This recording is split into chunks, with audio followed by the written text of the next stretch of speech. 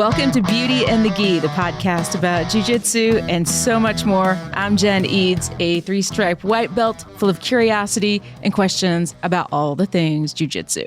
And I'm AJ Klingerman, a Brazilian Jiu-Jitsu brown belt, obsessed with jiu-jitsu. And I just want it on the record that I think that's the first time I've ever made it through my intro without having to start it over like 5 times. So we are on a roll now. Excellent job.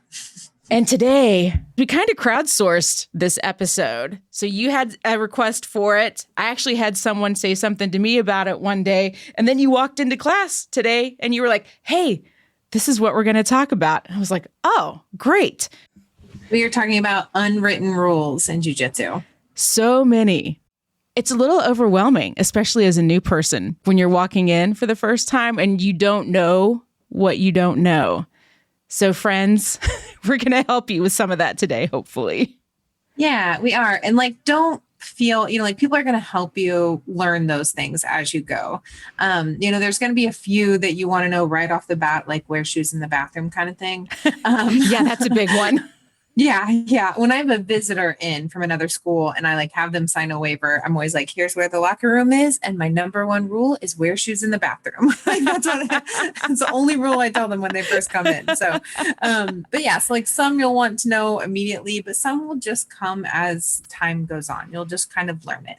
Yeah. And some are kind of just common sense, but it's good to have a reminder. They say common sense isn't always common. This is so true. Also, I would like to point out that a lot of the ones that were mentioned when we were crowdsourcing them as unwritten rules are actually written rules at our academies. This does not even surprise me. No, when I do that private lesson with someone for the first time, I give them a sheet with all of these rules and I go over all the rules and explain them to them and why, that kind of stuff, why we have these rules. So things washing your gi and stuff that's something I tell them on their very first day, long before they even have a gi. Yeah. So speaking of that, let's just start with the hygiene stuff. Yeah. I think a lot of them came down to the hygiene. Definitely the top category. Yeah, for sure. Nobody wants to roll with the stinky kid, I guess. And I just don't want to be the stinky kid. Yeah, that's my biggest fear. Yeah. So, obviously a big one, like we said, wash your gi, wash your belt, wash all your equipment after every class. I've heard people from other schools say things like, oh, well, I just drilled yesterday, so I don't have to wash my gi. And I'm like, no. If it touches you or the mat or another person, any of those, it has to be washed. Yes, most definitely. Yeah. I had a kid come in from another school and he got hurt and he was like, I think it's this rash guard. Kid got hurt in this same rash guard yesterday. And so when the parents came to pick him up, I was like, apparently the rash guard's cursed. He said one of his teammates got hurt in it yesterday. And the dad said, that rash guard hasn't even been washed yet. Oh God. And I was just like, oh my God, how did I allow you to train? Oh no. Had I known, obviously I would have just given him a clean rash guard to train in. But yeah, that's not acceptable. You can't train in something 2 days in a row. You have to wash it. I don't care if you're washing it in your sink and hang drying it. It has to be washed. Okay. So let's talk about belts too, because not everybody washes their belts. Yeah. This is a big controversy. People think they're going to wash their knowledge away or something like that. I think that's just gross. Your belt can still collect fungus and bacteria and all that. Just wash your belt. So wash everything. There you have it. Everything. And that really should be a written rule. It is. Yeah, exactly. At our school, it is. It is definitely a written rule. And, that includes washing yourself, like we said, don't come in being the stinky kid, brush your teeth or, whatever. Make sure your nails are trimmed, toenails are trimmed, that kind of stuff. What else came up under the hygiene stuff? If you have something, whether it's a sickness or ringworm or something like that, don't come in and train. Yeah. We don't want it. Right. Take the week off. It's just, we've been open for over 21 years at our Southside Academy at IBJJA, and we've never had an outbreak of ringworm. And that's because people take time off if they get it at another school or if they get it at a competition or something like that. You just take the week off, you heal up, and then you come back. Yeah. You were looking for suggestions in the women's role model group, right? Yeah. For this. Yeah. And someone shared, don't ask someone to hold your mouth guard. A stranger. Right? Don't ask a stranger. Yeah. Yeah. That absolutely. That's gross. Like wash your mouth guard. Like I think that maybe a lot of times people just put them in their cases and forget about them forever. But there should be a way that you wash that out. Even if you put your mouth guard in and rinse your mouth out with Listerine or something, like wash your mouth guard in some way at least. Yes. Something that like doesn't really get talked about, but I always kind of like get that from is people constantly taking their mouthpiece out to talk and then like shaking hands with everyone or yeah, gross. Yeah, don't do that. Yeah. So let's transition then from hygiene into safety and some of the unwritten rules of that. And I'll start. My favorite, I don't know that you have it written down, but something that you preach constantly is don't break your toys. Don't break your toys. That definitely came from Rachel Casillas too. That's her line for sure. See, she's always in the podcast, even when she's not in the podcast. Right? Yeah. But like don't break your training partners. Yeah. Like if I break you, you're not going to want to roll with me again. So, take care of your partners. Part of that goes to even, aside from like not breaking their arm or something, but protecting them in other ways. Like if you see that their head is close to the person that's notorious for like, taking up the entire mat and kicking people, move their head, like get them out of the way. Also at our school, like if you're not rolling and you see two groups come close together, we'll go and stand in between them. Now, I will tell you that this has a little controversy at our school too. Coach Chris particularly is always like, you're just another body. Now you're in the way, like you're taking up more space. But to me, you may not notice someone low next to you, that their head is right there. You might notice me standing there. Mm-hmm. Also, I would rather you kick me in the leg than kick them in the head. Yeah. So yes, I am a body and I'm taking up space there, but I'm protecting my teammates and like, I don't want them to get a concussion or something from the people next to them. So protect your teammates. Yeah, that's a good rule. So also in talking about like safety, we talked a little bit in last podcast about like using your voice. So can you talk a little bit about that? Like how we can be safer using our voice? One of the ways that you can use your voice is if you have an injury, tell the person that you are drilling with or that you're rolling with. And it doesn't even matter, like if you just trained with them yesterday, remind them again, because I kind of feel like at any certain time, there can be a number of us rolling around with injuries and we might forget who has what and all of that. So just remind them. Yeah, definitely. It's hard to remember, even in the middle of a roll. Like, we talked about it last time too. Like you might have something happen once and be like, oh, I'm so sorry, I forgot, like have that moment. But if it happens again and again, you have to be willing to like get up and walk away too. Like that's part of keeping yourself safe and being safe on the mat. Definitely. If we're talking about safety altogether, we should also include like healing and taking time off for injuries. Like I know that I don't know if that fits in an unwritten rule, but like you don't have to train 100% when you're injured. Yes. I think another one that we could add to that is tap. Just tap. Yeah, tap early, tap often. That's one of my favorites. Yep. Turns out I never have given any medals at the end of class, no trophies, anything like that. Really? Yeah. So you might as well tap. We have to train another day. All right. I won't get my hopes up for that then. So how about where safety kind of crosses into etiquette? I think one is attacking at your belt level kind of thing, right? So if somebody can't do something in a tournament, like you can't do knee bars as a white belt, I'm probably not going to knee bar a white belt. Okay. Unless we've had that conversation and like I'm prepping for a tournament and you're trying to help me prep, something like that. That's different. But I always try to attack at their level, like make them defend submissions that they would have to defend in the tournament, especially in tournament prep. Like if we're not in tournament prep, that might be a little different. But especially in tournament prep, attack at their level. Don't try to heel hook white belts. It's not nice. And somebody said, like, if you're going to go, like, if you're in competition training or if you're going to go hard, then like ask first, like, can we go hard? I agree with that to an extent, especially at like a lower level. Like if two white belts are going, like maybe kind of read the room a little bit. Yeah. But also like as I'm getting further into tournament prep, as I'm closer, then I pretty much make the announcement, like I'll roll with anybody, but know that if you roll with me, I'm in tournament mode. You have to be willing to take whatever that is. Yeah. It's nice to have the option going into that.